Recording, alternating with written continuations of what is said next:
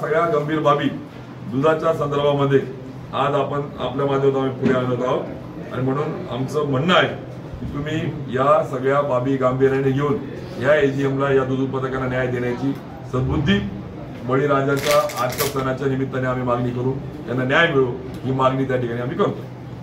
म्हटलं लाडका साडू योजना त्या साडूंना काही संवैधानिक पद आहे का, जबाबदारीचं पद आहे का? हे सगळ्या जिल्ह्याला माहिती आहे. कुठलंही संविधानिक पद नाहीये, कुठल्याही माध्यमातून त्यांचा अधिकार नाहीये. पण एक संस्था फेडरेशनला देणाऱ्या झाडूपासून तर मळीपासून केमिकल पासून तर लागणारे सगळे साधनं साडूंकडे झाडूने माल दिल्याशिवाय खरेदी होत नाही. आणि हे खोटं असेल, उन्मेष पाटलाला चौकात फाशी द्या तुम्ही, पण एका बाजूला आम्ही तत्व आणि आम्ही निष्पक्ष स्वच्छ असल्याचा आव्हानायचा आणि दुसऱ्या बाजूला भ्रष्टाचाराची मोठी आज जर खाण कुठे असेल जळगाव जिल्ह्यातली तर ती दूध संघामध्ये त्या ठिकाणी. आणि म्हणून आमचा वैयक्तिक व्यक्ती म्हणून त्यांच्याशी काही आक्षेप नाही, परंतु जर कोणी एखादी व्यक्ती भ्रष्टाचारातून विष्ठा खाण्याचं काम करत असेल तर दूध उत्पादकांच्या टाळवरचं लोणी जर कोणी खात असेल तर ते आम्ही खपून घेणार नाही. ही पण बाब महत्वाची.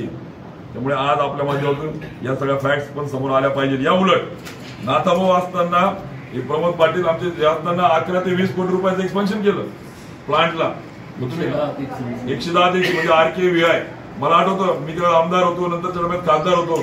राष्ट्रीय कृषी विकास योजना असतील, NDDB असतील, DPDC असतील, याचा निधी मिळवला. या उलट यांनी आता ना राज्याचा निधी आणला कुठला ना काहीच नाही. म्हणजे उलट एक्सपान्शन त्या काळात झालं, सगळे प्लांट त्यावेळेस अपडेट झाले. यांनी फक्त काय आयत्या वेळेवरचे येऊन तुम्ही नागोबा इथे काही तुम्हाला टक्केवारी आणि मलिदा खाण्यासाठी निवडून दिलं का तुम्हाला? आव तर खूप आणत होते तुम्ही त्यावेळेस. आणि म्हणून यापेक्षा अजून गंभीर बाबी आहेत.